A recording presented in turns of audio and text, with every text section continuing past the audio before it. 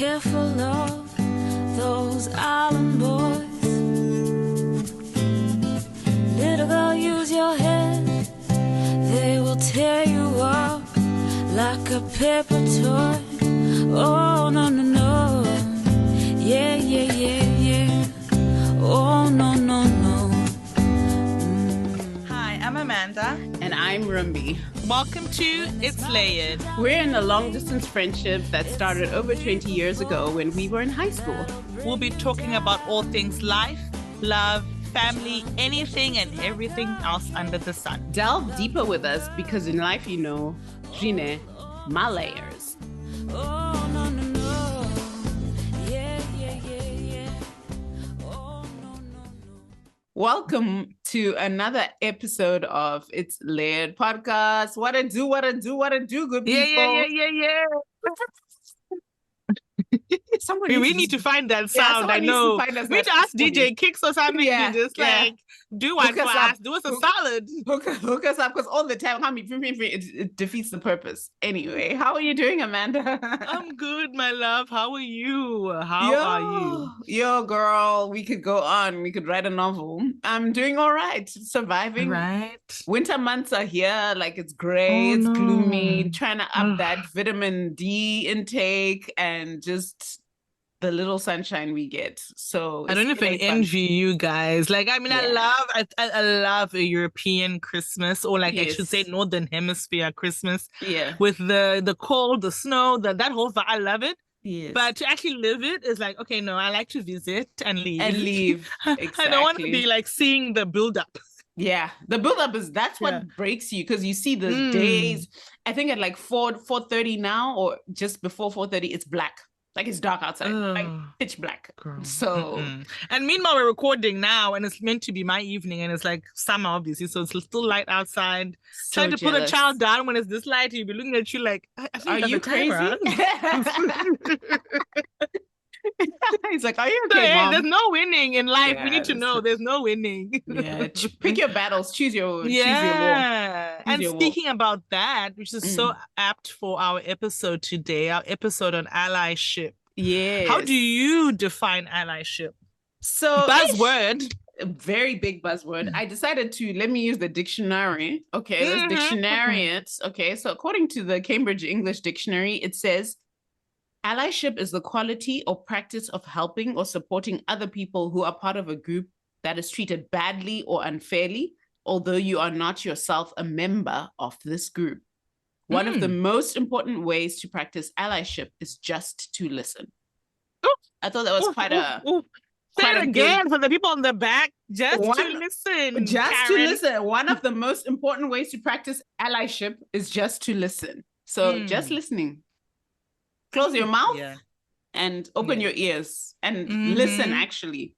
So I think that's the definition that was given. And I thought it was really, need I say more? That's about it. You've just, I guess that's just nailed it. I mean, I guess the only thing to make it more like less dictionary is just that it's obviously come up in the last couple of years. It's a concept that's probably always existed, but it's actually now got terms and all these things around it, you know. And some people do it naturally, and some people have had to learn to do it.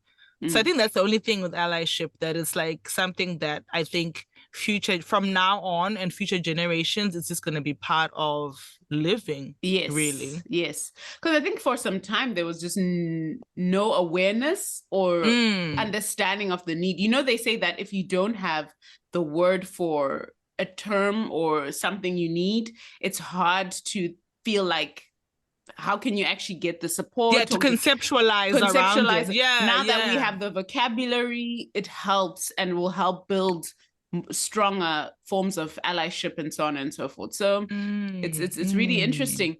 So of course, Amanda's already spoken about how it's become a topic that's come up more and more over the last couple of years after social movements such as Black Lives Matter, Stop Asian Hate, or advocating for the LGBTQIA plus community, as well as we've seen the wars in Gaza and Ukraine. How do allies play a role? Like, actually just listing those, and this has been in the last few years.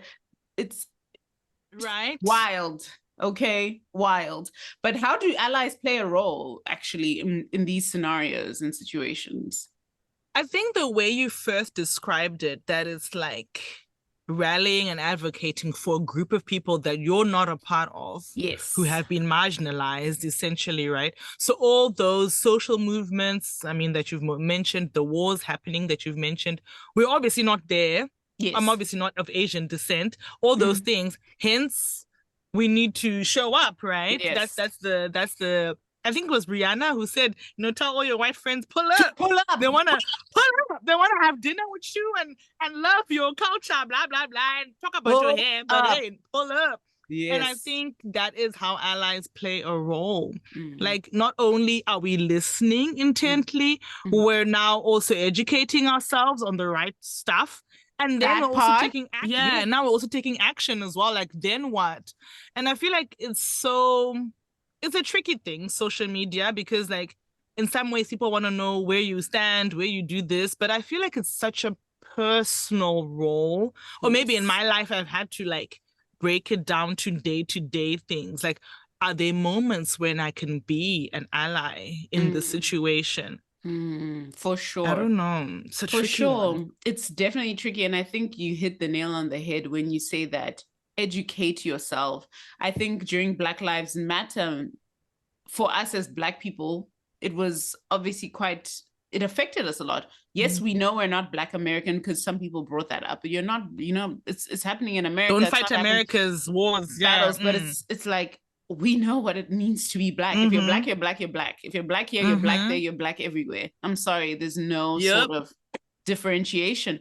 And when people are like, but why? And wanting you to explain all these things, and it actually gets exhausting for the person in that community experiencing that. So that the Asian who's experiencing Asian hate, people in the LGBTQIA plus community who are being marginalized, they're tired of having to explain how they're being killed off, how in Uganda it's illegal, and they are afraid of their life. Do you understand what I'm saying? Yeah, definitely. So I'm dealing with and trying to process it internally for myself, and now you want me to break it down for you, to educate you. And usually people who ask that come across with an ignorant mindset, like they're not really wanting. It's just like, oh, but why is it an issue? And it's very jarring. Why is it a problem? Why is it a problem?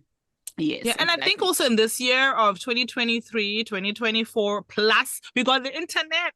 Yes. So it's like, why are you asking me? Like, there's people who've done research articles on this, who can explain the whole history, reliable resources you can use to find out the history of what's going on. Yes. And I think like even like I try to think of even in Australia now with what's happening in Gaza, and it's like Palestine, Israel, which side? And then you find out that the history on both ends is so layered. So it's like, okay, but let's not even, but then there's also that whole thing with ceasefire, like as much as the history is there and whoever thinks they're right, but at the same time, it's like there's people dying who are innocently part of this as well. So it's like all these things where it's like, okay, you need to just really find an independent resource who can really go through everything. And you still have to use your judgment to realize, okay, what's next? And I feel like a lot of times people just want to be told like, this is right, this is wrong. Yes. And I think allyship really pushes you to be like, no, it's your own journey. Like, what do you think sounds right? Yes. For sure. For sure. I completely agree. And part of it too, and I don't know, maybe we'll go into this later, but I think part of it too is taking a step back from what you're seeing on social media and all the buzzwords and this person saying you really need to take a step back from, others' opinion and take a moment to formulate your own informed informed opinion. So, and also give yourself space to say, I don't know.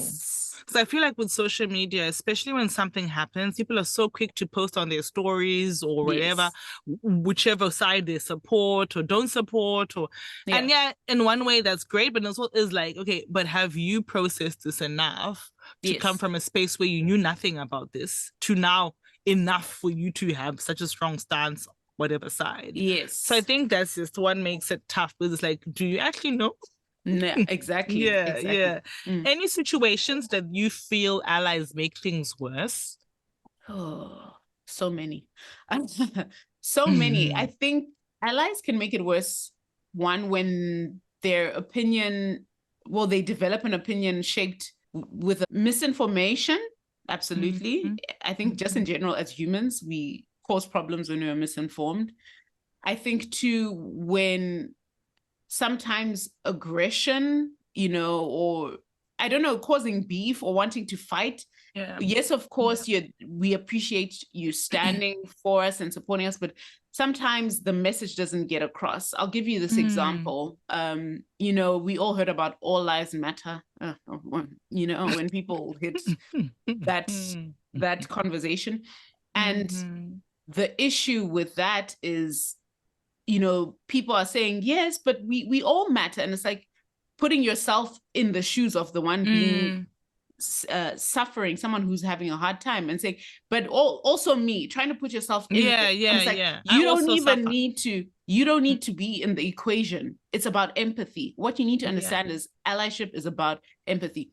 I may not understand fully. I may not have experienced anything similar to this. However, I'm here for you. What can I do? Not you assuming what you can do, i.e. being aggressive, people going during the protests and causing scenes or creating chaos. Or do you understand what I'm saying? There's so many ways where you make it about yourself. I think the key thing is when people make it about themselves, we lose the progression that we need. What an ally should be doing is saying, in certain rooms, when you're at dinner with similar people who may not understand what exactly is happening in Gaza or so on and so forth, you can be the person who says, actually, the reason why XYZ is because ABC.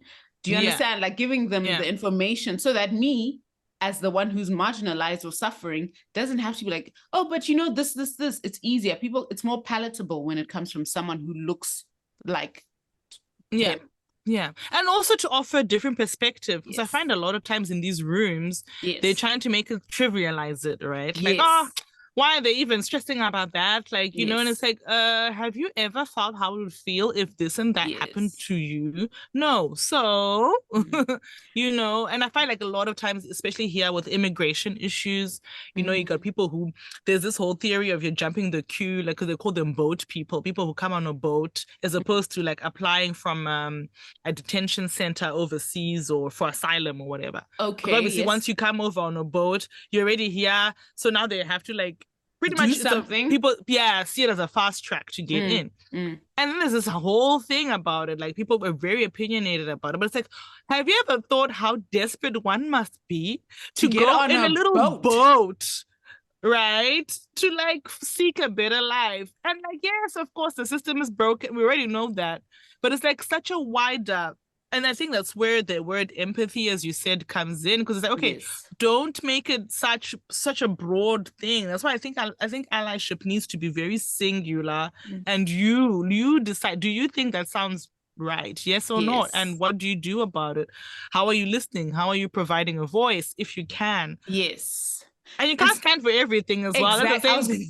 I was going to say, sometimes you need to know when you don't need to say anything. It's like, I don't have the information, I don't have the ability, because there are a lot of causes to fight and they stay coming up. They stay coming up. And speaking to your point actually about, do you know what it's like to have to hop on a boat to make your way to another country to seek asylum? If anyone has not yet, you should watch The Swimmers on Netflix. That film will give you a great sort of understanding of what it means for all these immigrants who are escaping wars and, difficulties back home. Even in Europe, there's been a lot of talk about illegal immigration, which is a whole other.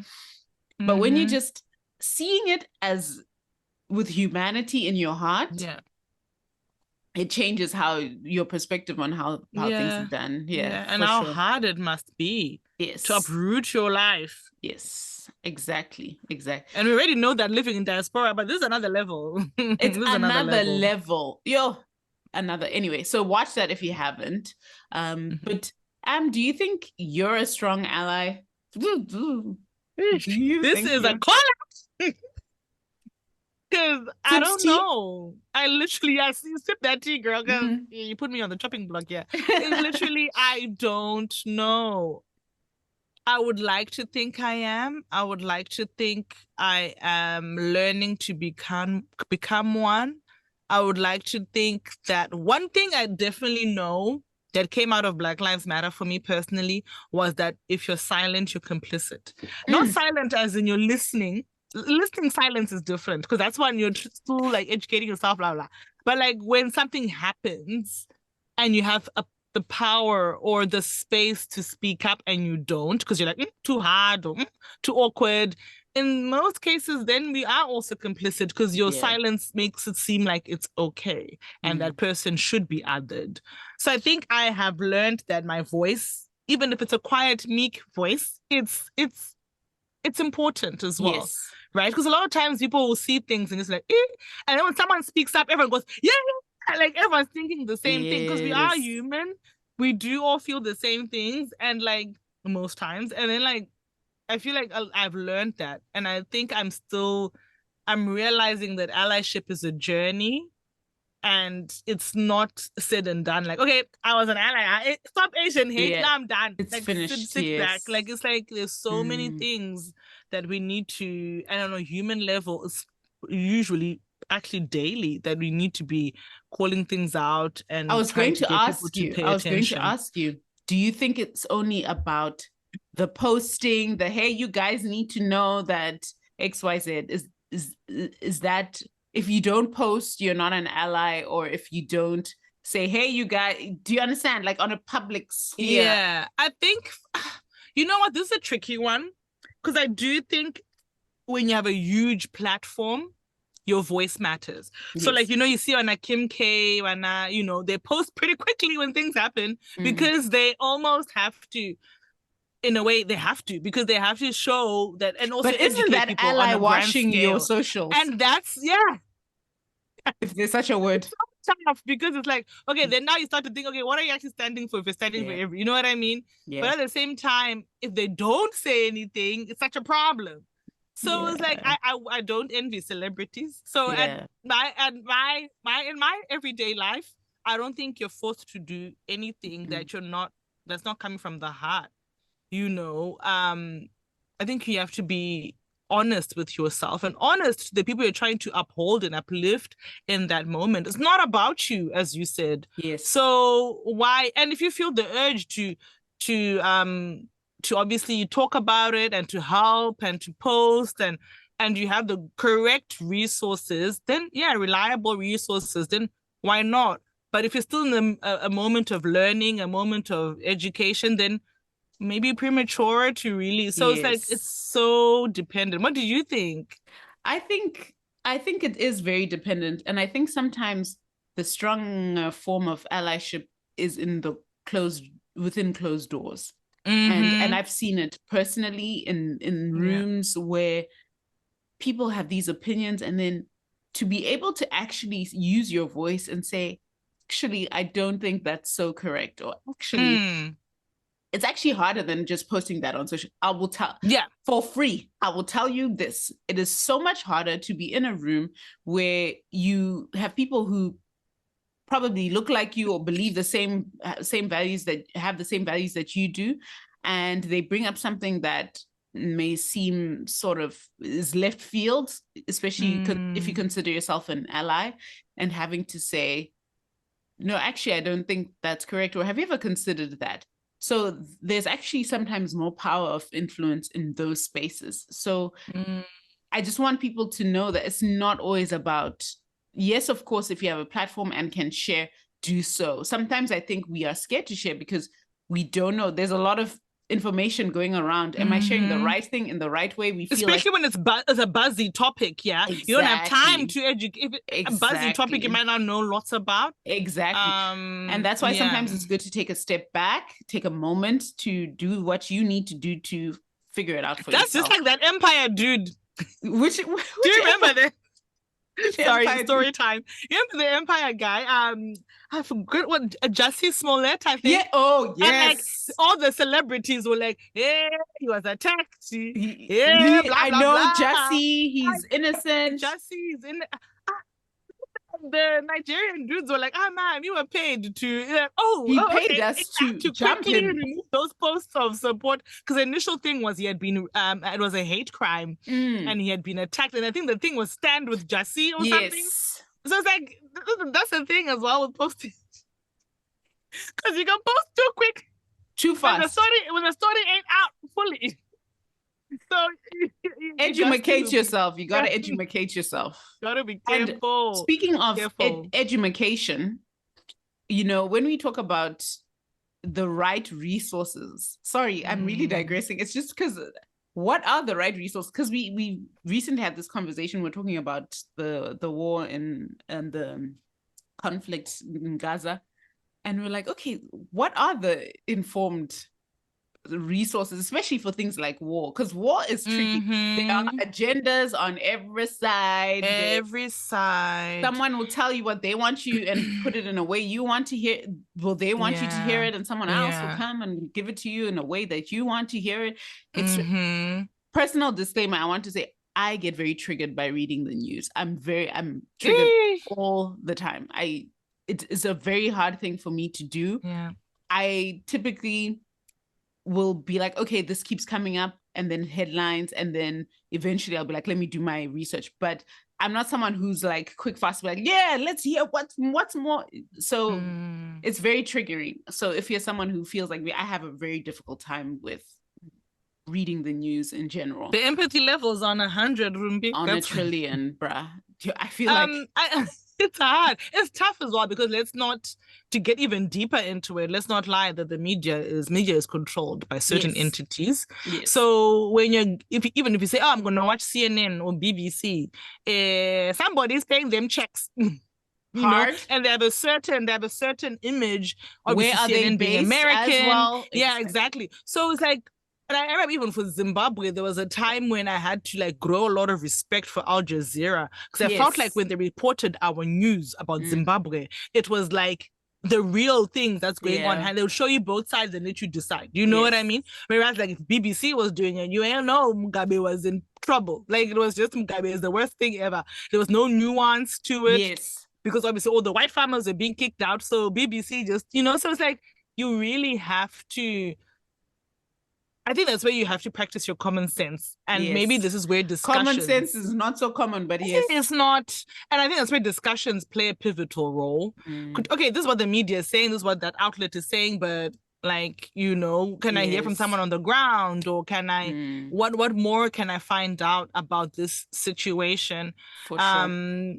And you just have to go. Sometimes you just have to, as you said before, Rimbi, you don't have to say anything. You can just be absorbing, and just say, no, look, again, I'm in a space of, I don't know. I'm still taking it all in. Because, how do you honestly trust? And also, beyond media outlets, it's also media personalities and all that. Be careful. It's hard. There's no answer. Basically, the answer to that question is you need to have to figure it out. Apply your medulla oblongata. Is that your brain? Is that what they call it? Medulla oblongata? Yes, use your medulla oblongata. Exactly. So with allyship, there's action, we spoke, that's the A, there's listening, there's learning, and then there's yielding. So I think yielding is more to do with maybe I don't quite know as much on this topic, or okay, maybe I need to get back on that, or so how do you think we can adopt each of these to become better allies? It's a really good question. And I think for me, action, we've spoken about already quite a bit, we're learning when to speak up.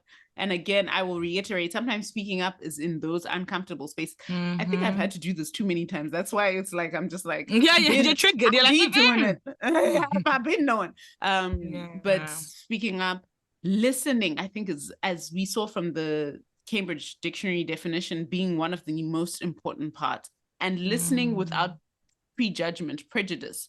You need to listen for what it is, and hear that person's point of view, and then apply your medulla oblongata to make a, informed, decision.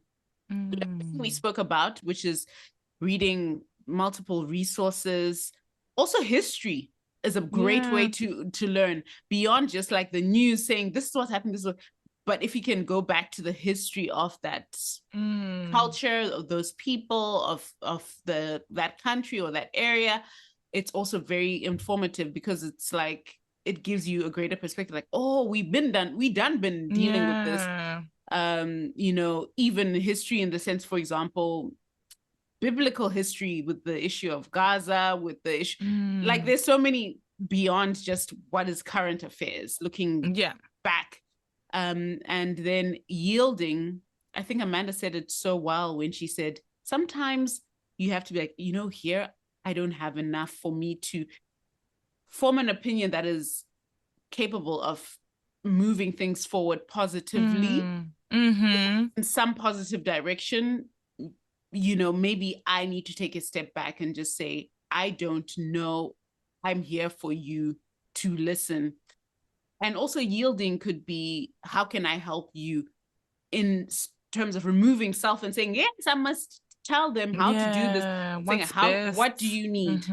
How do you need me to stand up for you and support you? Yeah. It's so funny you say that, because I remember like another story. This is just becoming story time. We should just have done this episode as story time. But like literally, I remember we were hiring a lady of African descent. I'm not gonna, in fact, Nigerian. Why am I gonna actually, like, I'm just gonna say it. She's Nigerian.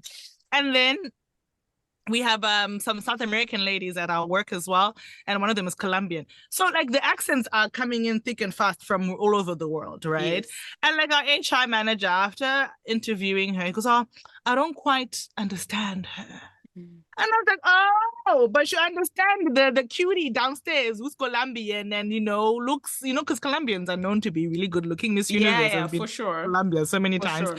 So like, but it's just like that. Like sometimes even the allyship is in showing someone else their own prejudice. Yes, like, showing like, we can't really use accents as a way to hire or fire someone. 1, 2, if you accept this person with this accent, why don't you accept that one with an accent? Like, open the doors. Just because the other one's a cutie patootie doesn't mean that, So it's like, I find a lot of times I've had to have those where it's not like I guess it's like calling out, right? Because it's like, but why? Yeah. Can you explain your logic? Like, because if he had said, look, I don't do accents, I only like Aussies, and our workplace is full of Aussies, then maybe I would have been like, this is really bad, but I'm seeing where you've surrounded yourself in that world. But no, you're fine to chit-chat with Colombia, but not Miss Nigeria. Aiwaka. I'm correct. Yeah, come correct. And also calling out isn't always like being like, hey, you can't do this. Just like, but why? But why? Question, but why? Sometimes it's like gets them thinking. I understand Miss Colombia sometimes. So I just ask her to repeat herself. Yeah. So if you don't understand Miss Nigeria, just ask Miss Nigeria to repeat herself. Yeah. And it's so crazy for me because like sometimes you listen. Even Aussie accents, I must say, like sometimes I'll be like, what are they saying? Like, and then it's like, I'm like, is it English? And I'm like, yes, it's English. Then having to dissect. So here's the fun part, guys. It's not only one way. Right. We also don't understand you. I'll never. Anyway, yeah. We digress. Why do you think it has become of great importance to have strong allies? I think because we've been quiet for too long. People have been quiet for too long, suffering for too long. I know on a personal note, when Black Lives Matter happened, my dad was like, but Anditi, you're overseas. So like, you're in their spaces. So what do you expect? like, duh, like obviously you're gonna be microaggression. Obviously they're gonna touch your hair. Like, what do you expect? You are in their office, in their building, come back home. You know what I mean? That that mentality. And like you just realize that, okay, obviously for our parents' generation, they had bigger problems like with colonialism to fight independence. Some of our fighting real wars. Relatives were probably also actually in the actual warfare, war zones. So they're not gonna think microaggression is a problem. You know what I mean? Yes. So it's like one of those things where you start to think, okay, but just because it wasn't as quote unquote severe as you might think for you, comparing to you, doesn't mean it's not as equally important. Yes. So I think it's and it just showed me I had to like really educate him, but like, no, the world is more global now. And people shouldn't have to, I should be able to call the cops and not have them want to arrest me based on my skin color. You know, I should feel safe with the cops. Everyone should. Right, everyone has a right to. So I think it's just one of those things where you just realize that times are changing, people are changing, and why not be more inclusive? For sure. Why not stand up for what is right, what is humane?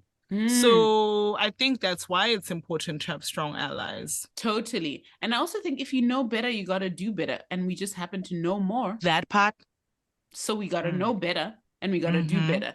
Back in the day, you could excuse it to, oh, the newspapers don't report it, or they don't tell us enough about this, or I don't have the right information about this. So, oh, well. But even then, let me tell you, people still protested injustices, things like apartheid. They protested in other parts of the world. So it's not like allyship is something completely new. It's just we know more. So in knowing more, you hope we know better. Of course, we have fake news and all that, but hopefully you'll do better. That's it. Totally. And like, why not? And even on a personal level, you know, we can't marginalize people because of their sexual preference, because of sexual orientation, because of like, it seems so like, why? What has that got to do with you? Like, that's the thing. Really? This is what I always say. It's like being an ally. Sometimes something doesn't affect you. It has nothing to do with you. It's not part of your realm. Sure. But if someone that is part of their realm and that's how they just let people live. I don't know. I don't know how to explain it. Like let people imagine let's say you love football and someone comes to you and is like, football is trash. And anyone who watches football, we're gonna, knock off. You just be like, but it's not affecting. Let me watch my football in peace. Yeah, that's all people want. That's what they just want to watch. It's my basic right. Like, why can't I have my right to like what sport I like, or to live without fear of being killed? I don't know. Exactly. I'm just putting it out there. Yeah, and I feel like sometimes when you dig deeper, it's like, are you finding this behavior threatening? Is there some stuff we need to work on there? Yes. Like, because why? Yeah. Why do you care? Why are you so triggered? Yeah. Why are you so triggered? Have you been living in the closet, mister? Like, why are you triggered? Live your life, boo. Wear your pink tutu and do what you need to do. Like, no one's gonna judge you.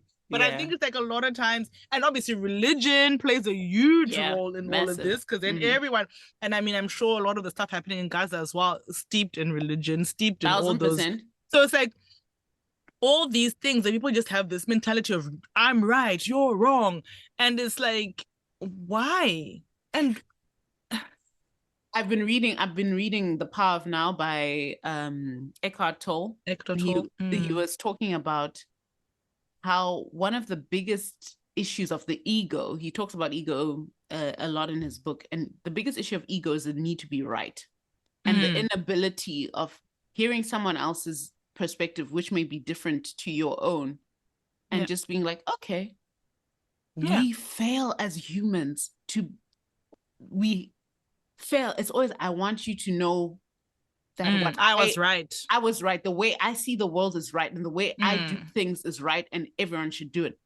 It's like, sometimes it's okay just to be like, wow, that's such an interesting perspective. I literally have conversations with people and I'm like, wow, that's such an interesting take on that. Yeah. So and my take most of the times, it doesn't even have to affect your own take. Yes. It's just like, oh, that's interesting. Yes.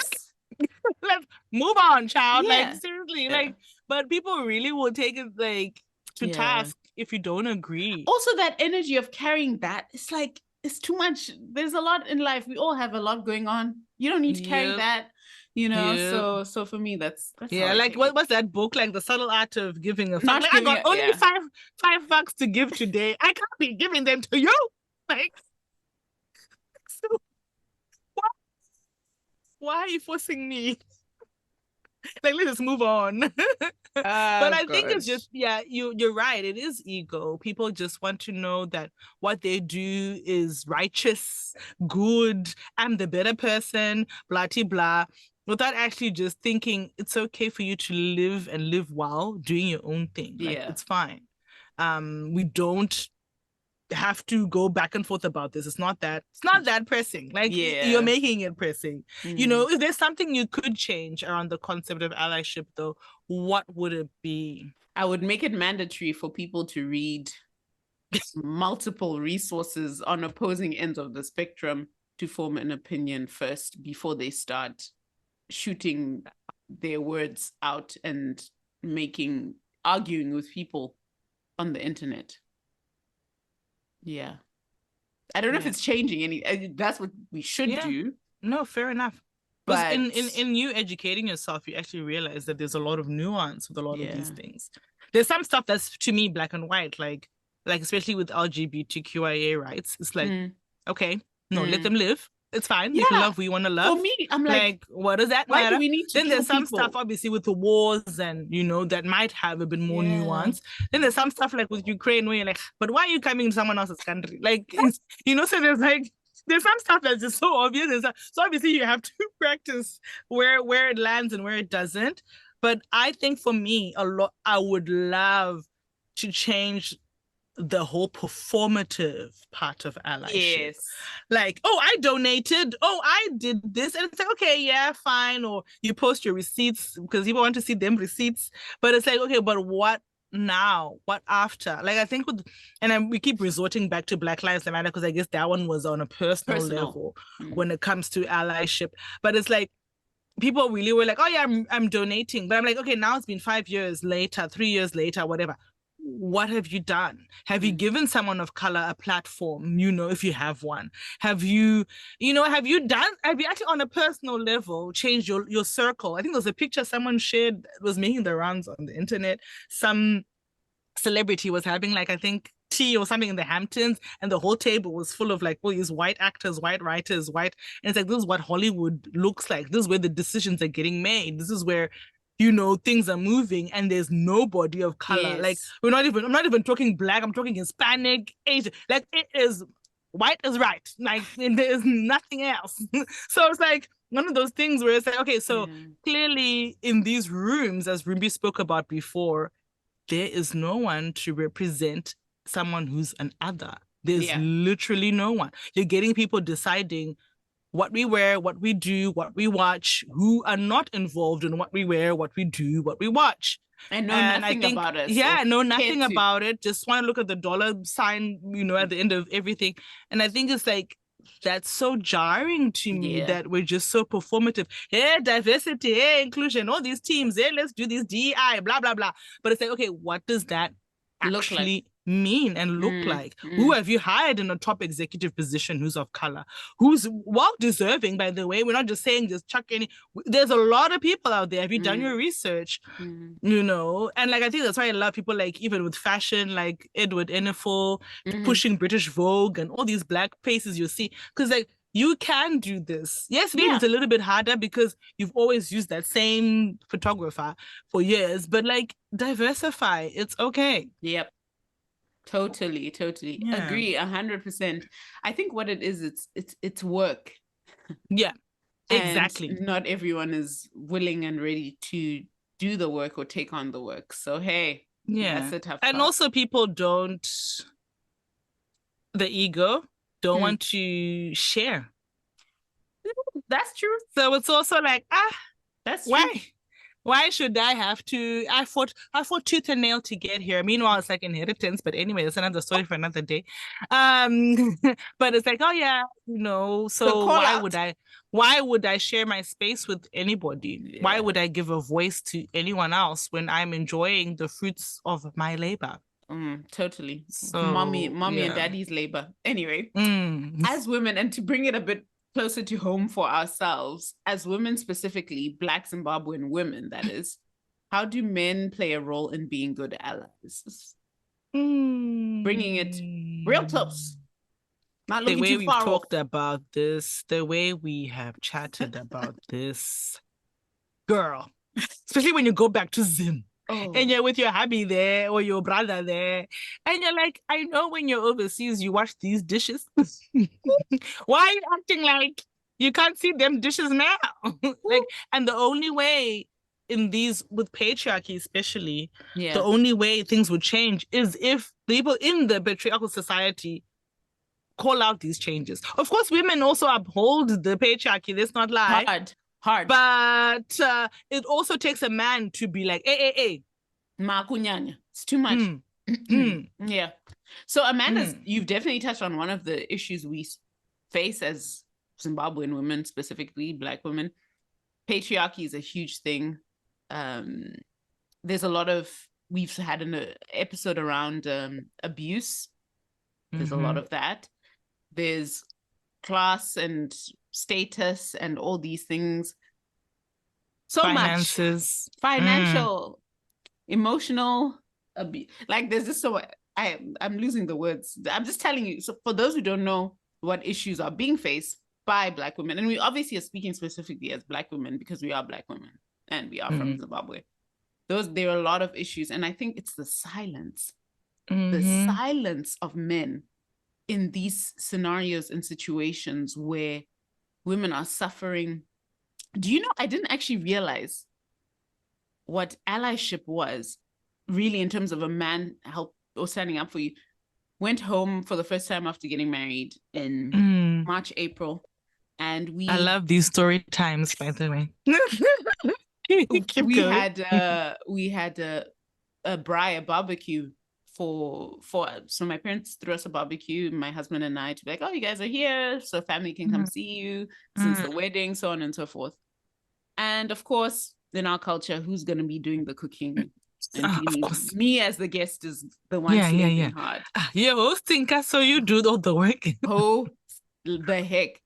And I'm there, and then when it's time to serve, my mom is like, oh, serve for your husband. You guys serve first, don't be served for your husband, because, you know, that's how it's done there.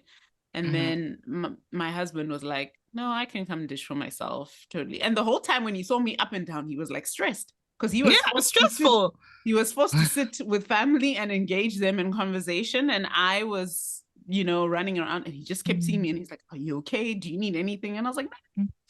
Because we know what our society is.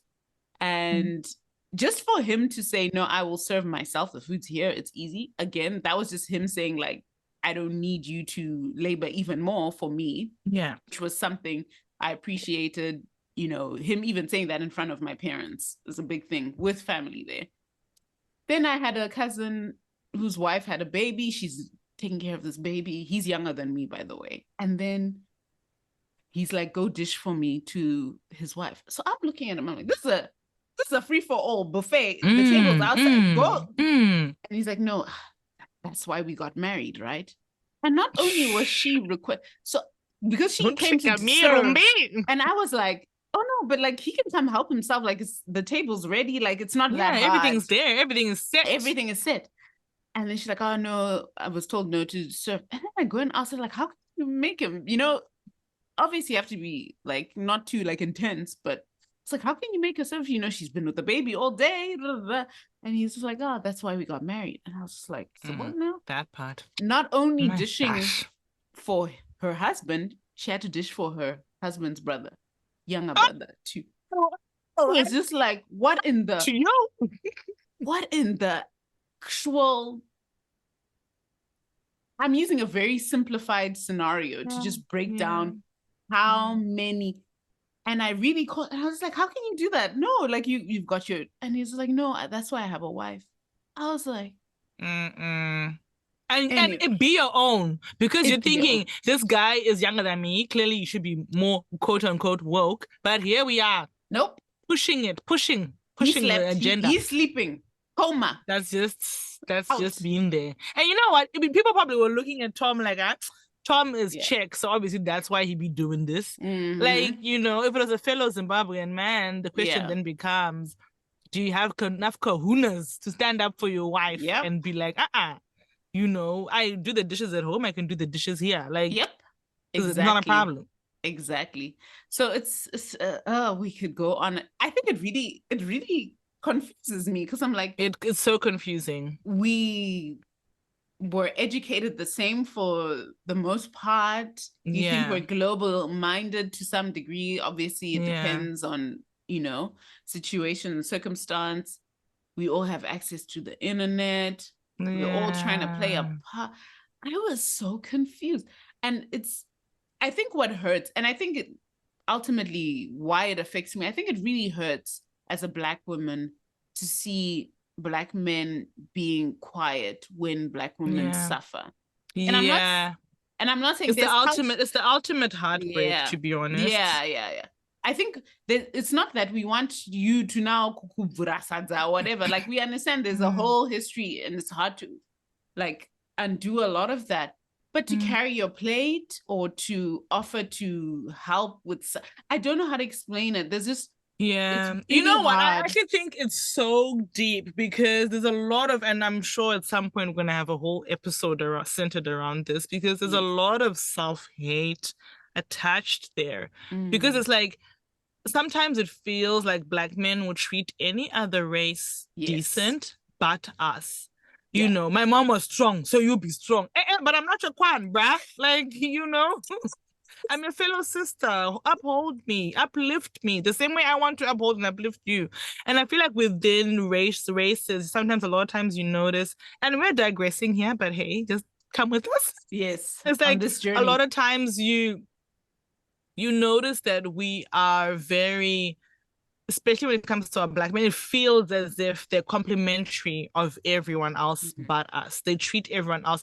Like, sometimes you see this guy living in his soft life with a twi honey, and then it's like, no, you're being treated like this. You're like, why can't you just be as soft as you are? But obviously there's a lot of, as you said, things we have to unlearn then, history and this whole I have to be the strong Black man and lead my family. And I think that's more so when it's Black on Black, you know.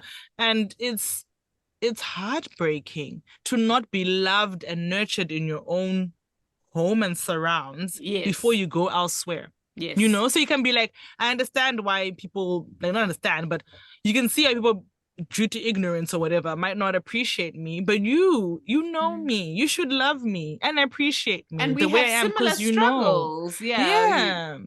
Too. And it's really heartbreaking. It's something that I think I'm trying to wrap my head around in a lot of ways, because it's like if we can't back each other up, how are we gonna win in the world? And who will?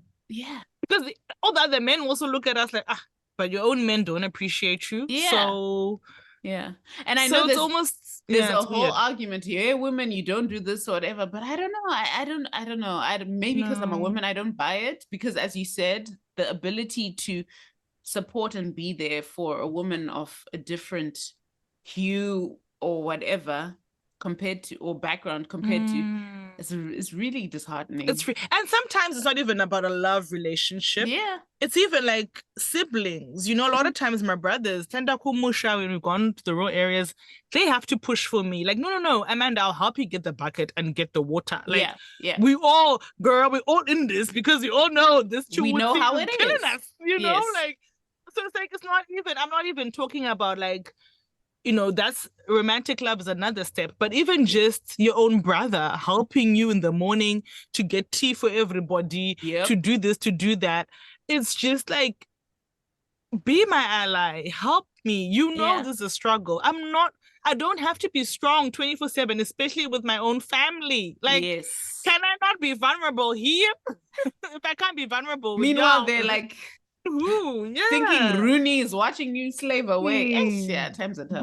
So, like, sometimes even, like, you just got to commend Black Zimbabwean men who are willing to fight the status quo, who are willing to question it even. Let's not even fight. Let's just question. Like, there's 20 guys here and 2 girls. We expect those 2 girls to give everybody a bucket for, like, to wash hands or whatever. Yeah. To be ageism. Okay, all the young guns, go and get my bucket. Like, can't it be another aspect that's not just women do everything? For sure. And I know it's because you're sitting on top, right? So who wants to, just what I was saying before, who wants to share when you're on top? Who wants to go back and lift someone up? Clearly nobody. And that brings it so much more into perspective to say, this is why we need allies, because it's like, it's so comfortable and you need to get a little bit uncomfortable for you to actually help. And I think what people don't realize, it's like someone must lose for me to win. But it's like, what if we all win and you push it forward? Imagine you're pushing forward and society benefits as a whole. Like, you become, I don't know. And I honestly think, speaking of the Black men, Black women scenario, I think Black women were revered back in the day. But then I think with colonialism and the introduction of all these ideas of patriarchy, it shifted things to being almost like women as an asset or something to do things. And also, I feel like as a scapegoat, right? Yeah. Because these men were being disrespected by colonialism. But I could only take it home. I could only take my anger home, because at work I had to be, yes, boss. So now when I'm home, I can beat up on you. I can get all that anger and frustration out. Yeah. So we're not denying the that's why we're saying so much to work through, but we just, it's just like, can we work though? That's it. Like, let's and next time you go kumush out your sister, please just say something. Please, just go and help me with something. Just please. You already got to sleep in. Yeah. Yo, that wake up early, bruh. And then just like, you already saw me having kuchai and shiranze. So can you just at least help me with the tea? Just do something. It's a little small steps. I'm not asking you to just slave away, but it's a little, bring your plate after you eat. Just bring a plate. Let's start there, guys. Very simple. Just bring the plate. That's it. We are clearly very triggered. But yeah. Oh my gosh. We can go on. It's such a layered topic and there's so many aspects to it. And I guess we just wanted people to question within themselves allyship, their thoughts. And I think a lot of times when you're like, I think it happened in America where they had Black Lives Matter and they felt like other people of color supported. Then when Stop Asian Hate started, there's a lot of talk about African Americans not pulling up to help Asian. So I think a lot of times as well, even within our own communities, yes, I'm already marginalized, but I can still be an ally for someone else, because again, you should understand, because you also sometimes go through it in your way. And I guess we just wanted to have an episode where we honor all the people doing the hard work out there in these closed rooms, behind closed doors. We see you, we love you, and keep going. Please. And the conspiracy theorist in me is like, they don't want us to support each other because they know we're more powerful if we do. So like this, my dad and I actually have gone to depth talking about this. Tribalism was back in the back day. People used to actually support, even though you were different tribes, they used to like share things and do barter trading. Then when colonialism came, it was like, that tribe is, and then people started going against each other, selling each other. And exactly. And whilst you're busy doing that, I can come and take over. So really, there's layers to this. Don't let them win, guys. Don't let them win. Conspiracy theory. We're gonna be getting the DMs. We're going, this is my theory on life. Conspiracy theorist. I think I got a lot of that from my dad. He always has conspiracy theories anyway. But you gotta think deep. Your dad was onto something. Yeah, he was on deeper. Always. What's our Zim shout out for this episode, Rimbi? So as our Zim shout out, quite befitting, is Zimbabwean-born Stephanie Travers, who is deputy team principal of Lewis Hamilton's Extreme E team X44 Vida Carbon Racing. Oh, that was a mouthful. Before that, she spent 3 years working with the Mercedes F1 team. We just wanted to shout out her for making waves in spaces where women don't often get a chance to shine. Stephanie Travers, @Stephanie Travers is her handle. And talking about allyship, essentially Lewis Hamilton, wanting to have her, and she's not the only woman on his team, I think, is really, really what it is to bring them in, open the door, allow them into these spaces. And that's what he did. So shout out to her, and being in an unconventional field, in an unconventional space as a woman. I know there are a lot of more women who are now into Formula One. I know Amanda's a fan of watching F1. So, you know, it's shout out to that. I'm not quite there, but I can appreciate the speed. We can, and especially being Zimbabwean, bruh. That's the extra flavor on top of that. Yes, exactly. So shout out to you, Stephanie Travers, for what you're doing. Keep shining. And guys, we just hope this episode was helpful. It's a complex topic. This is why we do this podcast, actually, is to discuss these very layered topics, which are not straightforward. But we strongly believe in talking about things. We start thinking about things, and starting to think about things, we start to find ways to shift and change and discuss them with others too. Yeah, for sure. Thank you so much, Amanda. Thank you all for listening. You know, we're on all the socials. Just find us. Our website. And our website, our new website. Okay. Anyway, thank you so much for listening. Thank you, Am, for your time, and we'll catch you guys on the next one. Take care. Bye. They will tear you up like a paper toy. Oh.